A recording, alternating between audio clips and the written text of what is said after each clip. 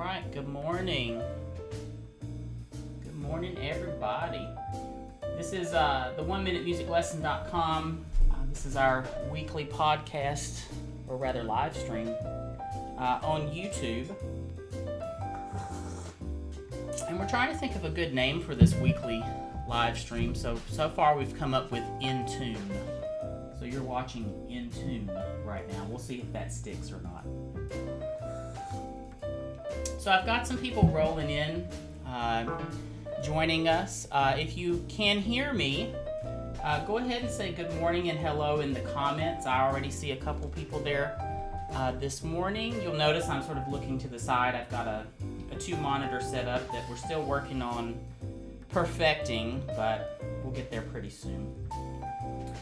So this morning, if you are not on our newsletter, you may not be aware, but this morning we're going to be talking about Halloween sheet music. We're going to take a look at some of that. I'm going to go ahead and turn down my sound effects just a little bit so you can hear me a little bit better. All right. Okay, so this morning, like I said, we're going to focus on Halloween sheet music. We're going to look at a product called Piano Marvel, which last week we took a look at this on our live stream. So if you missed last week's episode, of course you can go to 1minutemusiclesson.com for the replay of that. But this morning we're going to be in that same tool. And I'm going to go ahead and switch my screen so you can see that. Which will be here. All right, good deal. And thank you, David. I see you're saying the audio is all good. All right, so we're switching over to our screen share now. And like I said, this product is called Piano Marvel. You can get a free 30-day trial of that if you visit 1minutemusiclesson.com/pianomarvel. And I'll put that link on the screen throughout the show. But what I want to focus on this morning is talking about picking music to practice, for me, for the purpose of sight reading, but it depends on your skill level what your purpose might be. But I can remember as a child when I took piano lessons, I always loved Halloween time. It seemed like it was sort of the most fun music to learn and practice, and I always enjoyed my teacher. At the beginning of the season, she would sort of go through a handful of pieces of music and let us pick out, what songs we wanted to practice or learn for our Halloween recitals. So I wanted to look at Piano Marvel because this software has a really great music library that comes with the subscription. So if you're a member of the software, you'll have access to a full music library that has over 2,000 pieces of music. But let's take a look. We're going to click on Library here. That's going to load up the music library. And at the top, you will see a search bar to search for titles and composers. We can organize it. Right now, we're looking at a grid. We can look at it in a list view, which you might find easier. Or we can sort it in different ways. The sort that I find most useful is probably popularity sort or rating sort. But you may be, depending on your skill level, you may be interested to sort by skill level as well. Good morning, Claire. I see your comment coming through. So what I'd like to do is keep this in the grid view for now. And if you're wanting to just browse all their Halloween music, just search for the term Halloween in the title, and that will filter the results. So this isn't just songs that have the word Halloween in the title itself, but it's also searching the description of each of these pieces. And you'll notice there is a ton of stuff here. I am certainly not going to go through all this material, but if you are a person that's like me, that you really you want music to sight read, the reason I use this software is that it allows me to track how well is my sight reading progressing. It's very objective in its manner. I think this is really fun to have such a wide variety of options here. But what I've done is gone through the library, the remaining selections, and I've picked out some tunes that I really enjoy at Halloween time. Some of them are somewhat traditional for Halloween, some are not. But I went ahead and put those in my favorites. So if you do find something that you like and you want to come back to it pretty easily, you can just put a little heart in it. So I'm going to add one right now, just these Halloween songs collection. These are really simple, level 1 and 2. I'll add those to my favorites now. And then I'm going to open my favorites. All right, so I'm going to look at my list of favorites. And these are some pieces I picked out this week to just talk about. So across the top, we've got our piece we just added, which are just some level 1 and 2 simple Halloween songs. The second one you see here is In the Hall of the Mountain King. This is by Edvard Grieg. This is the piece we're going to spend the most time on this morning. And pardon me, I'm just going to move my window over here so I can see what's broadcasting. The second tune you see here is The Wild Horseman by Schumann, Robert Schumann. This is Halloween, which is a song from Nightmare on Christmas. I forget the name of the movie. It's a Tim Burton movie, but the tune is composed by Danny Elfman. Funeral March by Chopin. Moonlight Sonata by Beethoven. I don't know that many people consider that Halloween, but I definitely always thought of that as sort of like a morbid sounding tune. We've got a tarantella, which just is Italian for tarantula. Just a typical dance that you might hear around Halloween time. And then another prelude by Chopin in E minor. Michael Jackson's Thriller. And then in my favorites, you'll also notice here, I've just got the Alfred All-in-One Adult course. This is the piano course that I like for teaching adults. It is a complete, like it says, all-in-one music course for learning the piano. It's geared towards adults. It shares some pretty similar information from the children's version of Alfred publishing piano music. But it's a little more condensed, and it's definitely one of my favorites. I like the spiral bound edition if you get a print version of that. But I just keep that in my favorites year round, really. But the piece I want to take a look at first is In the Hall of the Mountain King.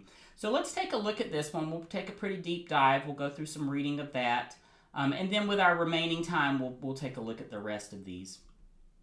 So as we go through the show today, if you do have comments, feel free to ask them in the comment section right there on YouTube. They'll pop up on my screen. Normally I'll hear a little click, and then I'll address your comment. If you have a question, post your question. We'll share that on the screen with everybody. All right, but let's take a look at this piece here. This is In the Hall of the Mountain King, which is a selection from the Peer Gynt Suite. Most people know the tune Morning Mood from this piece, but In the Hall of the Mountain King will also be familiar to you. When you open a piece in Piano Marvel, what will happen is it will open the music on the screen. You can see that in the background. But you'll also notice it opens this little window sort of in the right-hand corner. And these are the tools for practicing. You'll notice here in this piece, I'm sure the font is relatively small, but I'll read it what it says. So there are 3 different practice modes for this piece as far as the whole piece. Then they have this piece in what they call chopped version and then minced version. And I'll just demonstrate what those are. So if we just start with the highest level, which is the whole piece, I'm going to click on that. And then you'll see we have the complete piece of music as I scroll down, left hand, right hand, completely unaltered. That's the whole piece. But maybe we want to change that, and we want to focus on practicing just our left hand. So we could click that, and then we will only see the music for the left hand. You'll notice the rest of it sort of grayed out there. And this helps our eyes focus visually on the left-hand part. Beyond the whole piece, which depending on your skill level is how you'll make your decision of where to start. Let's say you are an absolute beginner, and you're looking at this piece. This is rated as a level. Let's see if I could tell you that very quickly. I didn't think about that before we open it. I'm going to close it and open it again. This is listed as a level 5. There's 18 levels in Piano Marvel, but level 5, that's starting to get challenging for a lot of people. I would say most pieces I see at level 9 and above are definitely pieces you need to practice. But if we look at this one in chopped mode and minced mode, so basically it's just breaking the piece down into smaller pieces. So the chopped mode will highlight just small phrases of the piece of music. So let's take a look at the first phrase, measures 1 through 8. If I click on that, that will automatically set the music to play the first 8 measures, or in prepare mode we can prepare the first 8 measures, but then it will stop as it gets to measure 9. So if our purpose is to practice just the first 8 measures, this is the perfect tool to do that. Moving along, the piece has already been marked for the chop or the mince by whoever entered this music into the system, which I'm sure was some piano staff at the Piano Marvel company. And what they've done is they'll mark portions to practice that correspond to the musical phrases. Or maybe it's cumulative. So in this example, you can see measures 1 through 8 is the first chop, 9 through 16 is the second chop, and then the third chop is 1 through 16, so putting them together. So it's sort of been thoughtfully chopped into pieces the same way a music teacher would help you if you were learning the piece like in a piano lesson. The minced version takes things a step further and chops them down even smaller and separates them by hand. So if you find a piece of music really challenging and you need to separate the right hand and the left hand and focus on just a small portion at a time, minced is probably where you're starting. All right, so I'm going to start us out keeping it simple. Let's just do measures 1 through 8 in the left hand. And we're going to choose our tempo. We can do, there's 3 standard tempos in this piece, 100 beats a minute, 75, and 50 beats. So 50 beats is the slowest, 100 is the fastest.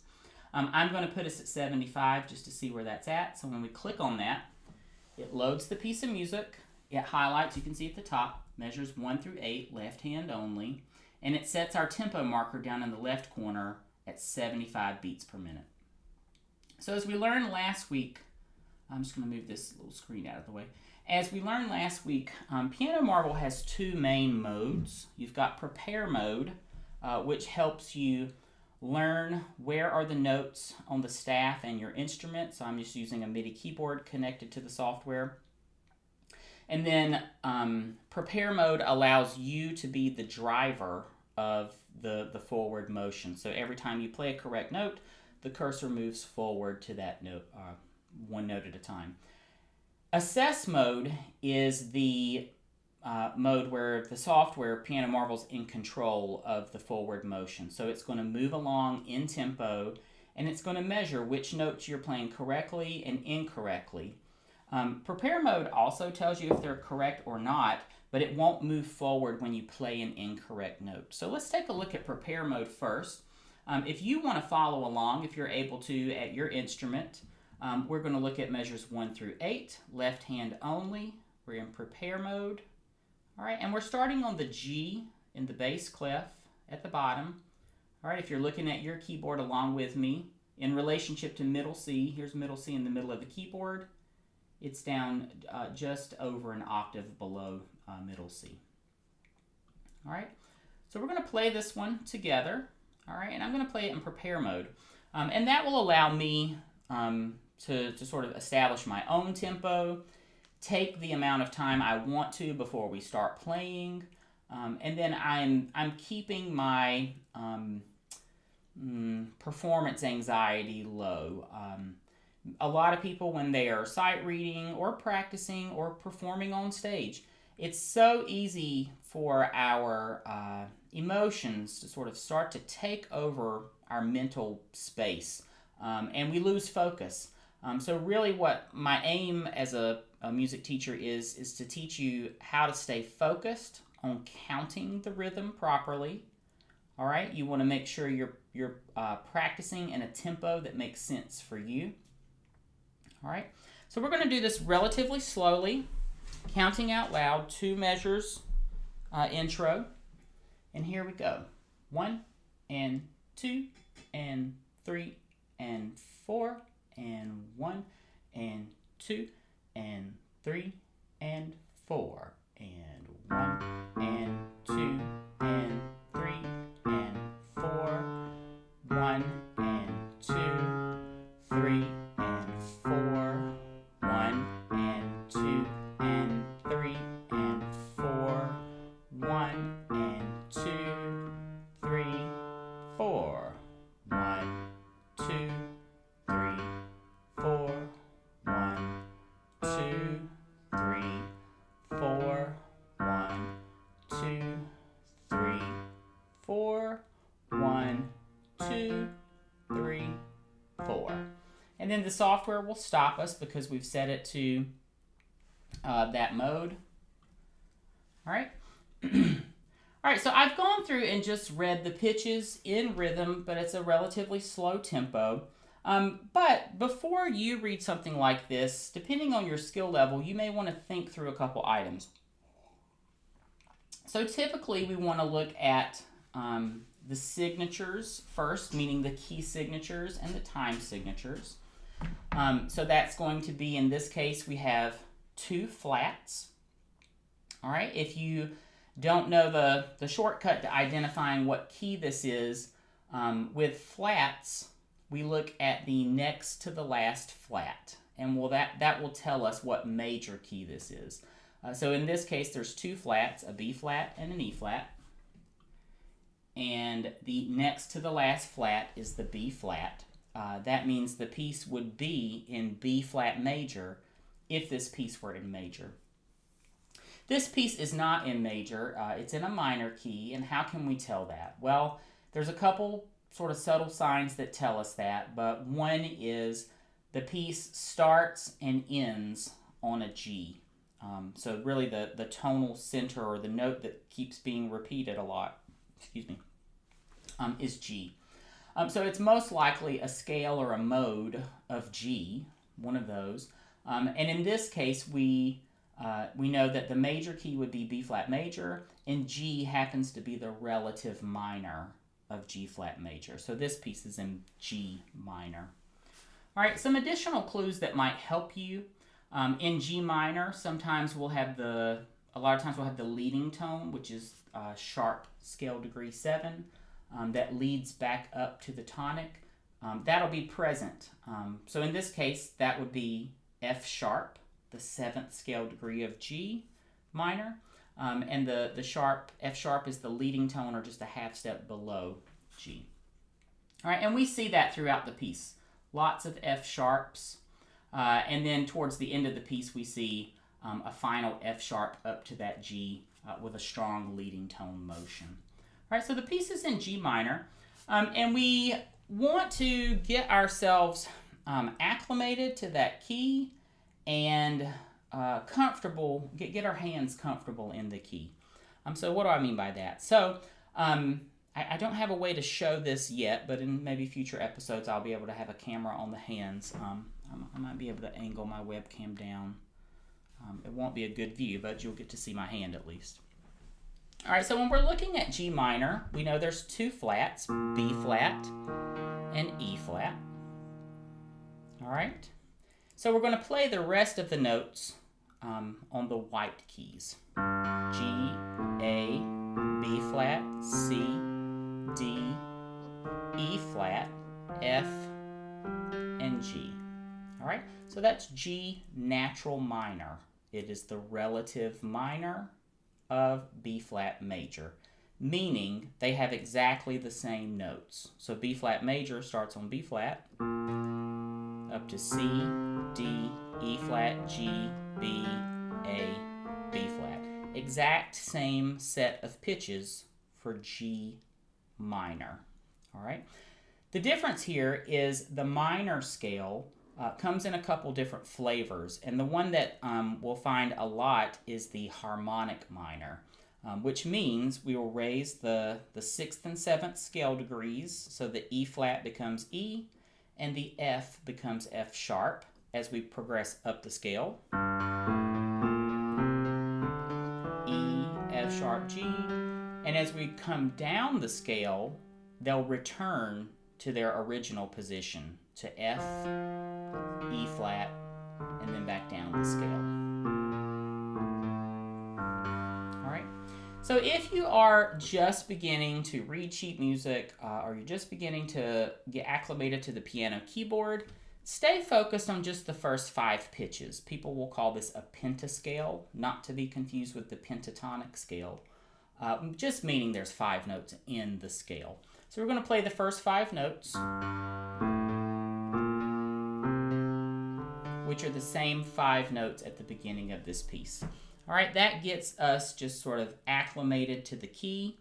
If you are aware of your harmonic minor scales, you might play a couple of those in G minor before you start playing the piece.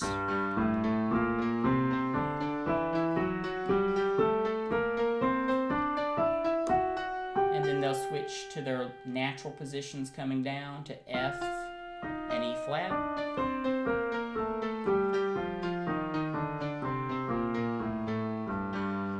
So that's our key signature. All right, our second element we want to pay attention to is our time signature. So our time signature in this case is 4/4. So what that means is the top number in this case is 4, meaning 4 beats a measure, and then the 4 on the bottom tells us, what fraction of a whole is equal to a beat. So in this case, the bottom number is 4. So that would be 1/4 or 1/4. And then that means the quarter note is equivalent to a beat in this case. So every time we count 1, 2, 3, 4, that's 4 quarter notes. All right. So we looked at the key signature, the time signature. Now we want to talk about the meter. So the meter, the time signature, it's important to understand the distinction between the 2 types of meters that we'll find pretty commonly. There's simple meter and compound meter. Simple meter means that the beat divides into 2 equal pieces, and compound meter means it divides into 3 equal pieces. So take a look at this piece, and you'll notice it looks like the beat, the quarter note, is consistently being divided into 2 equal pieces, 2 eighth notes. All right, so this piece is a simple meter. 4/4 is a simple meter. So for us, that helps us determine how are we going to count it. Simple meters, I'll count using 1 and 2 and 3, etc. So the and divides the beat. Compound meters, we'll count dividing with la-li. So 1 la-li, 2 la-li, 3 la-li, 4 la-li. All right. So this piece, simple meter. The beat's divided into 2 equal pieces. So as we count it, it will be 1 and 2 and 3 and 4 and. The last couple things to look at are there a lot of accidentals? We do see some accidentals in this piece. You'll notice there's a C sharp that is not a part of the key signature, which returns to C natural here. We've got an A flat that's not a part of the key signature. We've got E natural, which although is a part of the G harmonic minor that we've talked about, it's not a part of the key signature. The E is flatted in the key signature. So as you browse through the piece of music before you start, there's a fair number of accidentals in this piece. Another thing to take note of, I'll draw your attention here. Let me switch the practice mode. I'm going to draw your attention to measure. Let's let this reload and I'll tell you. measure 14. So if we take a look here, to me, this was always one of the most tricky things in music when this happens. And in this case, there is a B flat in the tenor, and a B flat in the soprano, and an F sharp in the bass note. So there's a mixture of sharps and flats. We don't often have that in tonal music or classical period music. When we do have a mixture of sharps and flats, we probably have some pretty special chords happening or special scales. In this case, we've got a B flat augmented chord being outlined within that measure. So I draw your attention to this because when we're scanning the piece for accidentals, when we have a mixture of sharps and flats together, it's pretty easy to play that incorrectly. I just say that from years of experience. I find that to be one of the most challenging things when you're sight reading. All right, so we're going to pay attention to that in measure 14 when we get there. All right, and then as we scan through the rest of the piece, of course, we see lots of those F sharps, that leading tone for G minor. And then we just see some repetition of these same accidentals. We don't, I would say we don't really modulate in this piece. We might hang around a couple different key centers, but we don't technically modulate much. It's just a quick tonicization. Okay, let's take it from the top. Let's keep it simple. Let's do measures 1 through 8. Practice mode. We will do left and right hand together. All right. I'm going to keep tempo at 50. All right, and let's try that again. So if you're following along and you don't have a keyboard, you don't have any way to practice this with me, what I'd like you to do is choose a staff or choose to move from left to right when you feel like it. And I'd like you to clap the rhythm. So as you count it out loud and clap the rhythm, you're staying very focused on counting and clapping the correct rhythm. If you're building your music reading skill, sometimes it's important to separate pitch and rhythm, these two concepts, so you can really focus on them. So if you're a real beginner or you're really trying to build your skill for rhythm, focus on counting and clapping the rhythm. If you are pretty good with rhythm, but your weakness is more pitch, practice saying the pitch names as we do this. So you can just read them in real time. G, A, B flat, C, D, B flat, D, C sharp, A, C sharp, C, A flat, C, like so. That gets a little trickier as the tempo gets faster to squeeze in the names of the accidentals, but that gives you something to focus on. If you do have a piano available, give it a try with just left hand, or if you're ready, go ahead and add both hands together. I'm going to do this in prepare mode one more time, and then we'll do it in assessment mode. All right, so we'll count 2 measures. 1, 2, 3, 4. 1, 2, 3, and 4. 1 and 2, 3 and 4. 1 and 2 and 3 and 4. 1 and 2, 3, 4. 1 and 2 and 2 and... Sorry.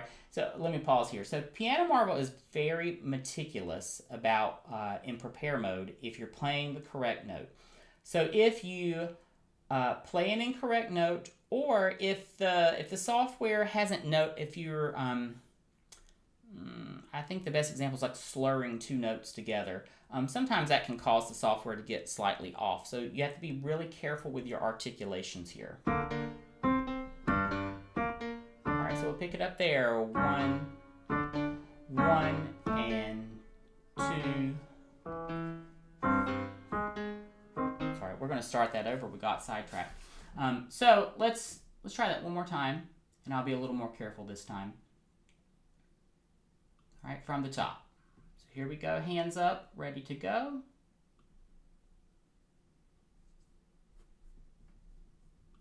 Uh-oh.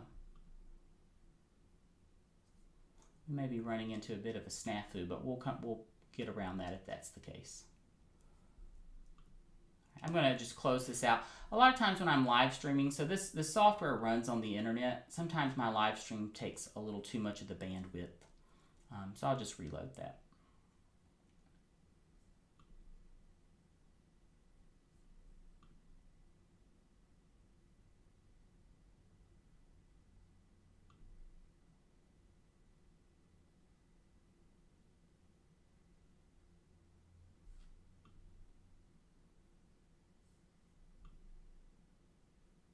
All right, we'll take a look at these first 8 measures one more time. And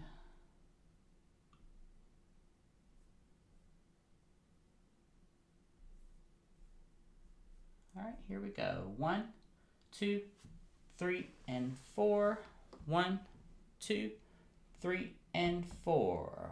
1 and 2 and 3 and 4. 1 and 2, 3, 4.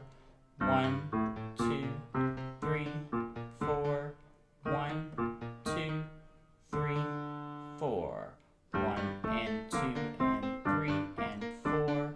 1 and 2, 3 and 4. 1 and 2 and 3 and 4 and 1 and 2 and 3, 4. All right, so we'll stop there. All right, so we've gone through these first 2 measures using the practice mode chopped, and we tried one using the practice mode minced. So when I practice using this software, typically I'll just go into the full version. All right, and it'll show us our little report there. I'll go into the full version. I'll practice it once with prepare, and then I'll move into assess. So I'm going to go ahead and do this in assessment mode. We'll listen to the whole piece as I play through that. We'll keep the tempo kind of casual at 62. All right, Piano Marvel is going to count off 1, 2, set, go. It says set, go for the last 2 beats. All right, but it's only going to give us 1 measure of preparation. All right, but let's take a listen to the whole piece as I play through it, and you can get a feel for that assessment mode. 1, 2, set, go.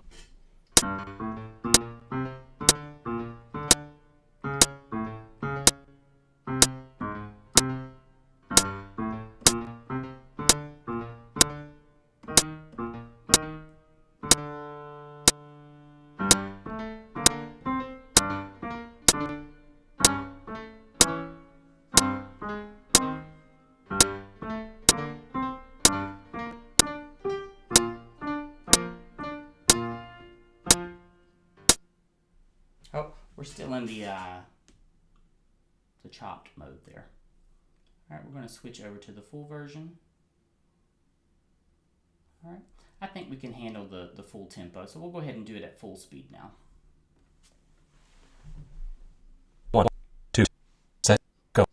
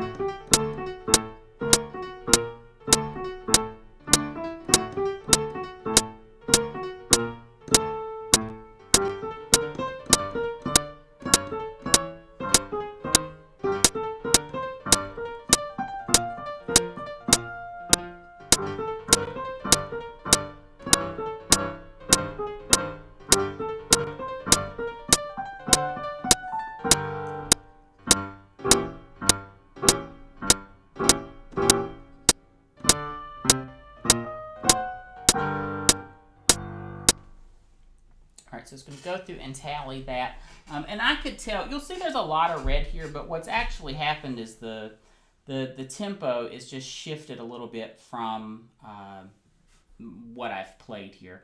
And primarily that's only just because of the live streaming aspect. The latency with live streaming and doing the MIDI software online, it's a little too much for the system to handle. All right, but let's dive in a little bit more to the piece. So we're going to sort of look at the sections of the piece next. So we've got the first phrase in the beginning. This is the repeated theme throughout the piece. All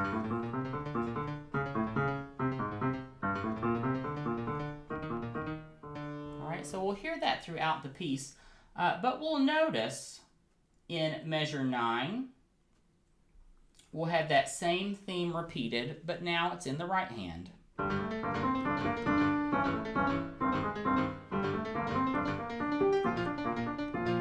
Alright, but here's where we get a change at measure 13. So here we're starting to tonicize the 5 chord, the D major, alright, the dominant of D minor.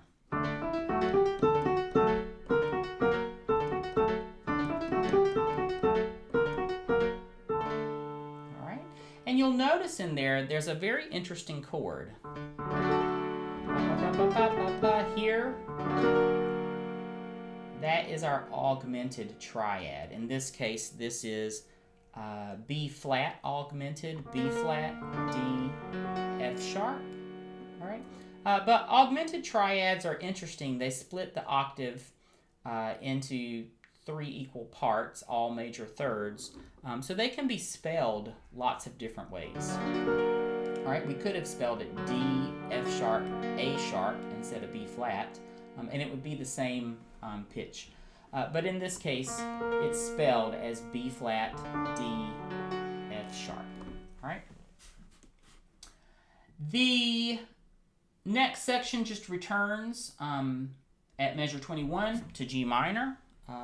In the treble clef, it's getting progressively higher in its range.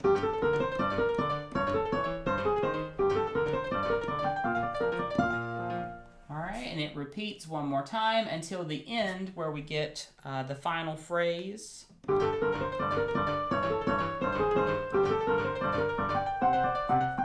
Sorry.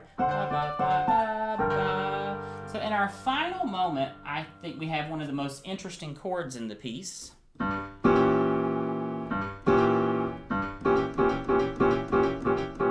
you're familiar with the orchestral version, it's more like that. This chord, all right, you'll see it in measure 29, beat 2 from the bottom up is B flat, E natural, D flat, and G. If we were to reorder that, and if you're new to chords, this concept may help you quite a bit. So when we're trying to figure out what type of chord is that, we always want to stack the notes in thirds. So what do I mean by that? If we look at the alphabet, A, B, C, D, E, F, G, every other letter is going to be stacking it in thirds. So A, C, E, G, B, F, back up to A. All right, so we have to figure out in what order are these 4 notes, B flat, E, D flat, and G. How could we spell that and stack it in thirds? All right, well, if we spell it starting on E, so E, G, B flat, D flat, that will stack it into thirds, E, G, B, and D. Alright, so that makes this chord some chord built on E natural, alright, and E natural, G, B flat, and D flat, that's going to make this a fully diminished chord. All right, and typically diminished chords might function as the leading tone chord, the 7 chord. In this case, it's not the leading tone because we don't have the F sharp present. But we do have the G natural present. All right, which would make this, I'm having a fuzzy moment. This would be,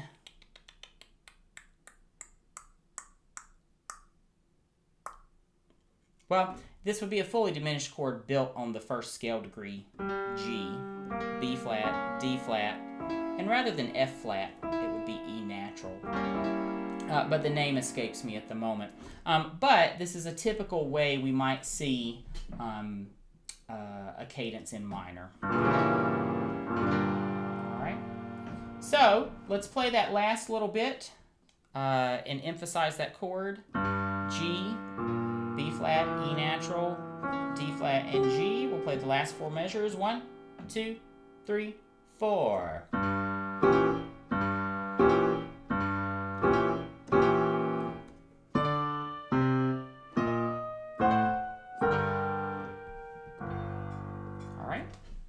So when I'm sight reading a piece, I typically will look at, like I said, the signatures, key signature, time signature, what type of meter is the piece. Take a look at the accidentals. You might want to mark them in your music. Take a look at any special range issues. Are there notes that are super high or super low that stick out from the staff? Pretty much everything stays in the staff here. And then prepare yourself with a tempo that is appropriate for sight reading. This piece you might take at about a 50 beats per minute for sight reading. Okay, so that's going to be it for this one, In the Hall of the Mountain King by Peer Gynt Suite. Tons of recordings of that on YouTube. I'm sure you'll recognize it from many television and movie and cartoon shows from the past. Very popular piece. Another piece I want to take a look at, we've got about 20 minutes left. Let's take a look at the Wild Horseman by Schumann. Wild Horseman is a pretty popular piece that people will learn when they're starting to play piano. Definitely has a strong Halloween feel to it with the key being in minor. In this case, Piano Marvel is really nice that it will include a PDF of the vast majority of its pieces. So this one I'm going to take a look at and see, is there a good PDF of this. So what I recommend anyone who's learning, first time through, print the music out.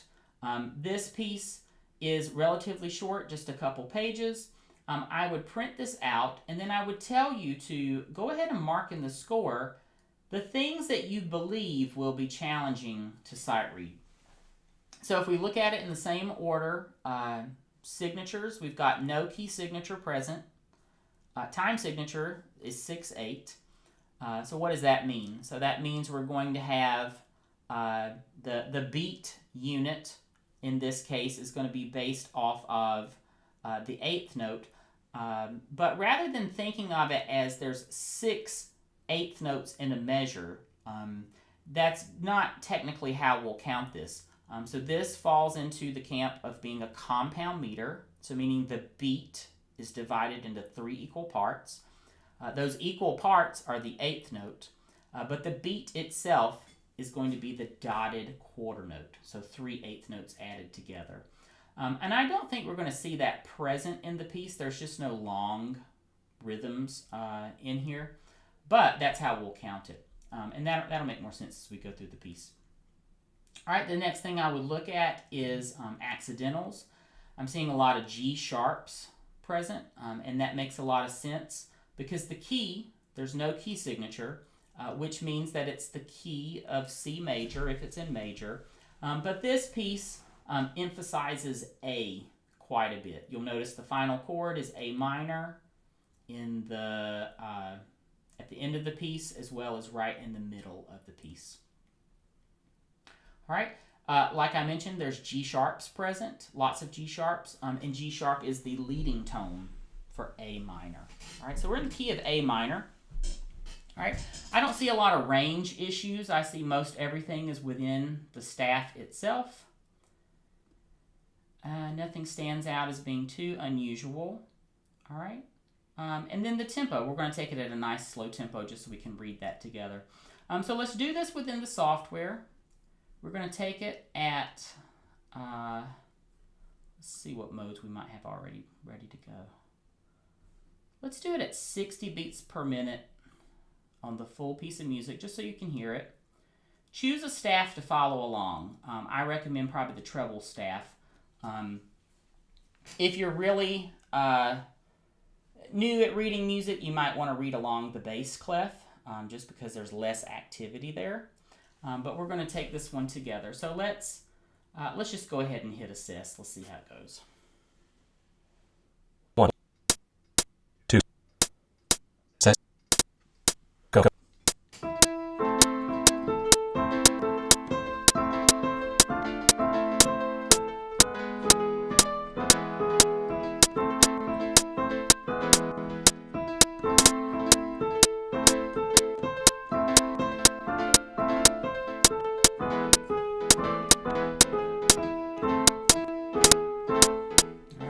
Pause it there. My metronome is off quite a bit from the delay, so I'm going to hit our control panel and see if I can just disable that. All right, metronome off, and I'm going to disable this accompaniment as well. All right, let's give that a go one more time. 1, 2, set, go.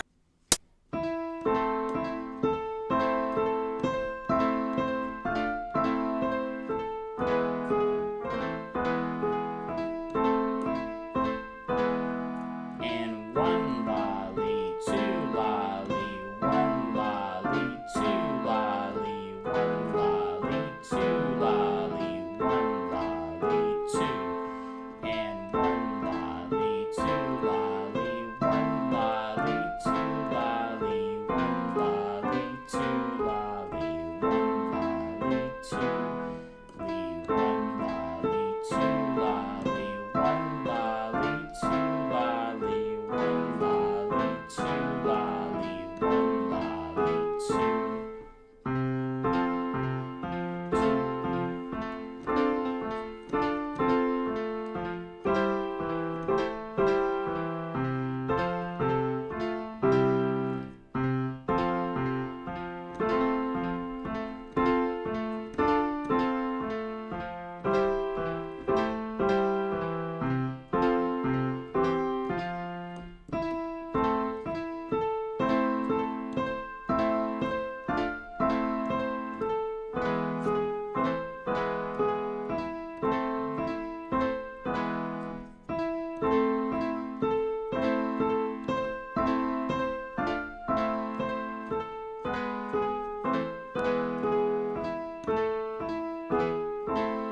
Okay, it's going to mark quite a bit of that off because the tempo is just not staying in sync with the system, but the pitches are coming out primarily correctly there.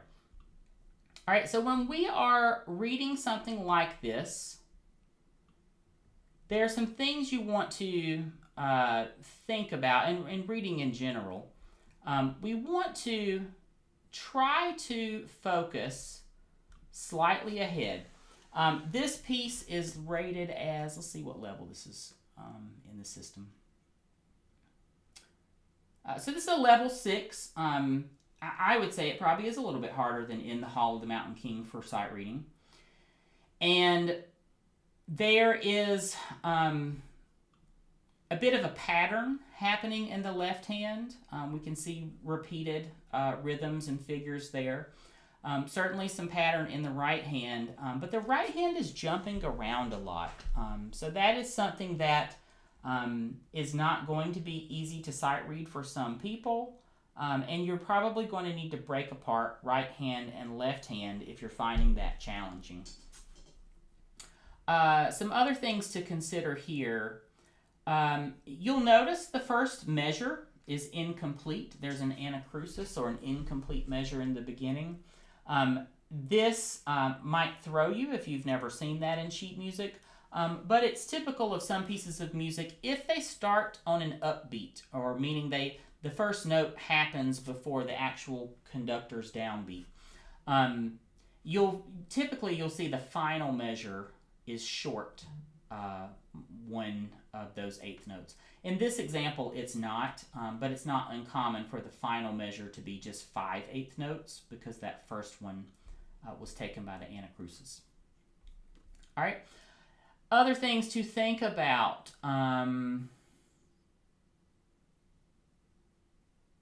I think for me, the most challenging section is here at measure 21. You'll notice the melody moves into the bass clef. So if your left hand is not accustomed to playing the melody, that can become a challenge.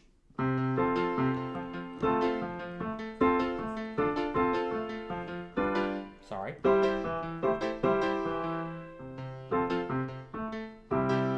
right. Let's see. I do see. Oh, Carol, good morning. I see your comment rolling in. Like I said, the left hand melody, that can be challenging, especially for beginning pianists and musicians. You'll just want to take that left hand alone for a while. Other things to look at, really it's a pretty simple ABA form, so we repeat the first section at the end again. But again, great piece for beginning pianists. It's pretty common. You might hear this around Halloween time. But a wonderful piece in the repertoire that a lot of people will play in lessons. All right, as we're wrapping up our last few minutes here, if you have questions, throw them in the chat window now so we'll have time to answer that. But the rest of the pieces I've picked out here, like I said, Piano Marvel has hundreds of pieces in here for Halloween. They're doing a Halloween challenge right now. If you're not aware, whenever you sign up for Piano Marvel, there will be monthly challenges.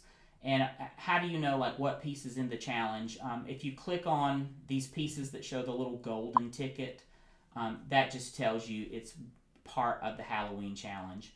And if you play that piece and it tracks your score, you automatically get entered into the challenge. And you can follow that along on your reports window. And you can see where do you fall within the challenge. So let's take a look at the Halloween challenge. All right. This will show us everybody who's participating in the challenge. Right now there are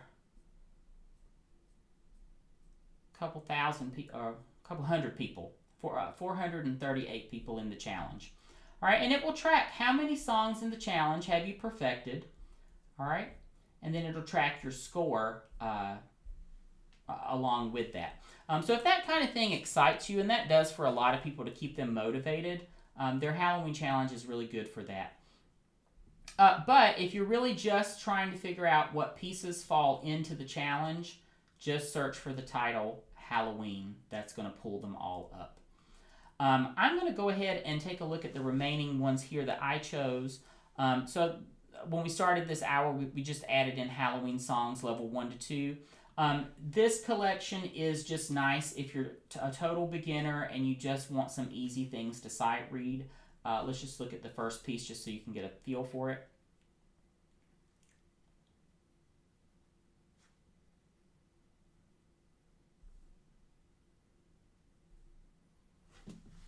All right, and let's see, as that's loading, in the comments I see David is saying, Piano Marvel mentions sight reading boot camp, but I can't find it.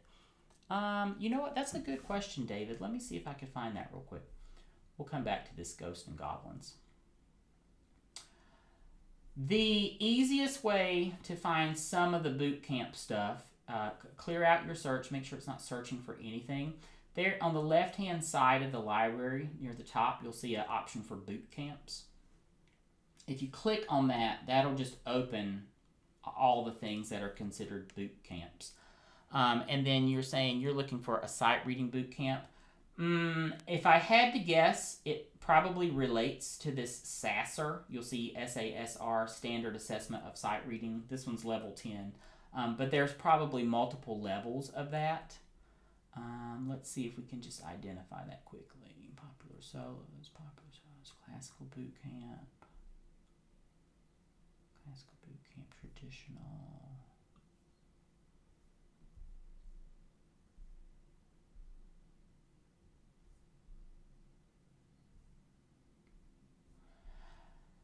I'm not totally positive if what you're referring to is this Sasser level 10. That's certainly not a beginning level sight reading thing. I can look into that though, and we can address that maybe on our next session. I'll ask the company that. I'm actually meeting with them Tuesday, a representative from there, so I'll ask them that question. But the boot camps would be all listed under the boot camp option. Okay. All right. I don't see any other questions, so let's just take a quick glance at the rest of these. All right. There is This Is Halloween from the Nightmare Before Christmas movie, Chopin's Funeral March, Beethoven's Moonlight Sonata. Let's take a look at the Prelude in E minor by Chopin. This is always a favorite of mine. I used to have a CD as a kid that had like Halloween pieces of classical music, and this happened to be one, and it always had like wolves howling in the background, which I thought was kind of funny. But I'll play this for you. You'll probably recognize this. All right, I'm going to do this in prepare mode.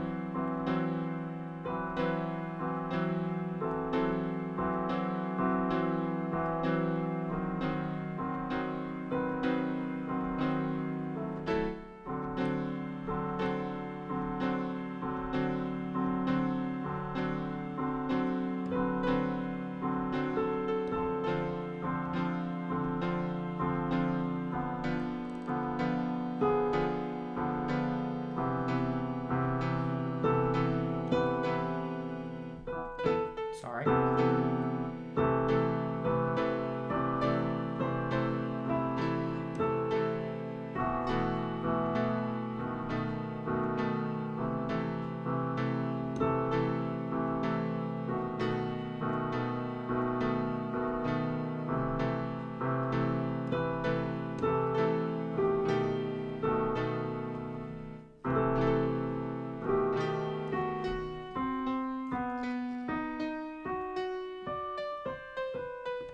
And then it just repeats that same phrase with a little embellishment at towards the end.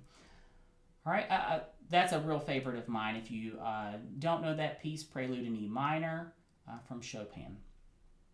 All right, let's take a look at one last one. We're right at the end of time here. I thought this was super fun. Michael Jackson's Thriller is in here. This arrangement is very simplified, which is typical of simplified piano music. The rhythms won't match the recording itself, but I thought it was fun that it had the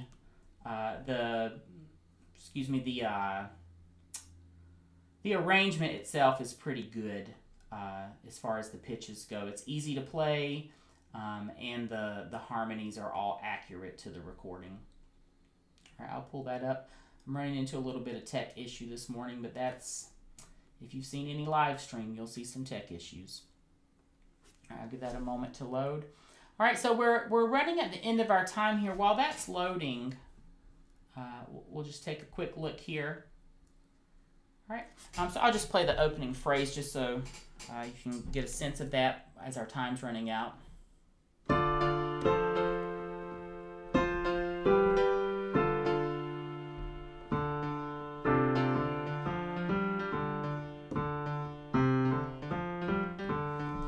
Notice that the bass line's altered for that. All right, but I'm going to cut it short there just because we're running out of time. Let's take a look. If you've enjoyed this morning's show, really what we've gone through is just looked at Halloween favorites within Piano Marvel. If you want to try a 30-day free trial, visit oneminutemusiclesson.com/2 Toolbox, I think, is the easiest page to find it on, but you can also go to 1minutemusiclesson.com/piano marvel. If you've enjoyed the show, we always welcome your support. There's many ways to support us, but the one that makes the most difference to us is if you like and share our content and subscribe to our YouTube channel. We do offer Patreon subscriptions as well, and then many tools within our 1minutemusiclesson.com toolbox. All right, I try to post every week what it is we're going to be talking about in our live stream, so you'll find that on our events page. Sometimes we have you register if we're doing like a Zoom call. If it's just a YouTube live, it's just the link for that. But if you haven't checked that out, that's where you can find what the upcoming topics are going to be. All the tools we talk about on our live stream we capture on our toolbox page. So we've been doing a lot of Piano Marvel this past month. Probably soon we'll get into talking about Earmaster, which is an ear training software I like to recommend. All right, and then we talked about Note Flight, I think, on a previous episode. All right, so that's going to be it for today's show. If you enjoyed today's show, let me know in the comments. Give a thumbs up, give a like, subscribe. Just engage. Let me know what you're thinking. If you have questions, visit 1minutemusiclesson.com/mailbag, and you can submit your question there. Thanks a lot for joining. I see a couple more comments rolling in. Thanks, David. I see your comment there. All right, so that's going to be it for today's show. We're looking forward to doing more of these, so we'll see you again next Saturday. All right, take it easy, guys. Have a good weekend.